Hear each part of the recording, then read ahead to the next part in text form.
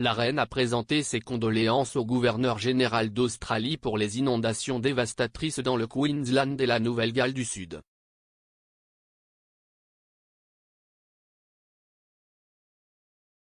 La Nouvelle-Galles du Sud se prépare à des conditions météorologiques plus sauvages, y compris jusqu'à 150 mm de pluie au cours des 4 prochains jours et des inondations soudaines, alors que le Bureau of Meteorology, BOM, met en garde contre des conditions dangereuses dans de grandes parties de l'État.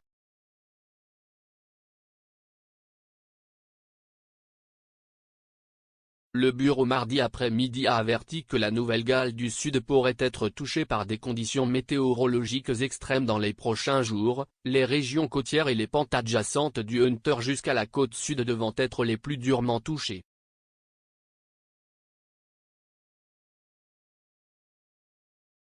Les zones qui se remettent encore des récentes inondations pourraient également être touchées, y compris le nord de l'État.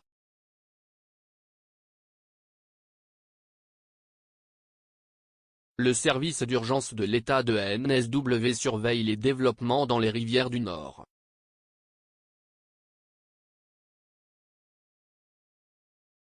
Une déclaration partagée par la famille royale se lit comme suit: « J'ai suivi de près les nouvelles des récentes inondations dans le Queensland et la Nouvelle-Galles du Sud et j'ai été attristé d'apprendre la perte de vies humaines et l'ampleur de la dévastation.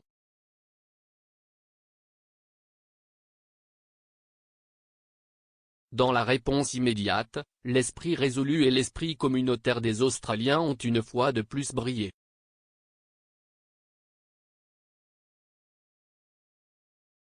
Dans la réponse immédiate, l'esprit résolu et l'esprit communautaire des Australiens ont une fois de plus brillé.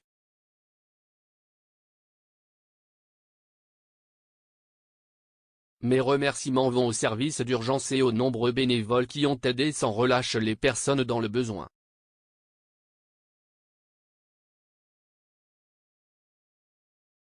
Mes pensées continuent d'être avec ceux qui ont été touchés alors que l'attention se tourne maintenant vers la longue phase de récupération à venir.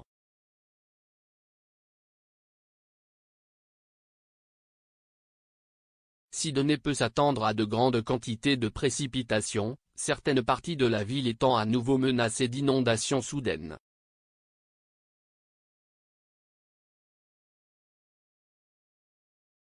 Pendant ce temps, des pluies sont également prévues dans le nord de la Nouvelle-Galles du Sud, déjà ravagée par les inondations, où des efforts de rétablissement sont en cours après que 2 inondations en moins d'un mois ont causé d'importants dégâts dans la région.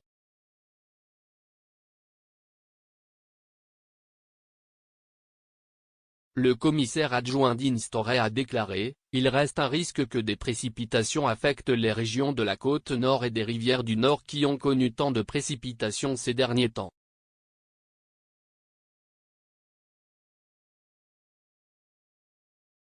Le creux côtier qui se développera mercredi fournira 50 mm de pluie attendue du Haut-Hunter dans la grande région de Sydney et le long de la côte sud.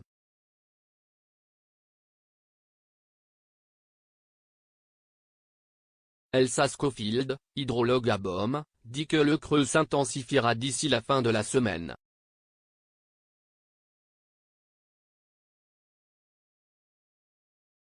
Madame Schofield a déclaré: « Nous nous attendons vraiment à voir ce creux s'intensifier jeudi où nous nous attendons à voir entre 50 et 150 mm de précipitations généralisées dans les mêmes zones côtières centrales et méridionales de NSW. »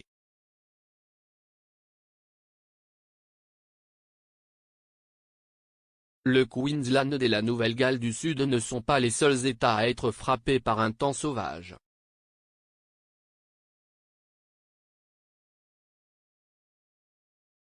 De fortes pluies et des vents violents ont coupé l'électricité dans les villes de l'est de Victoria et une grande autoroute a été fermée en raison d'inondations.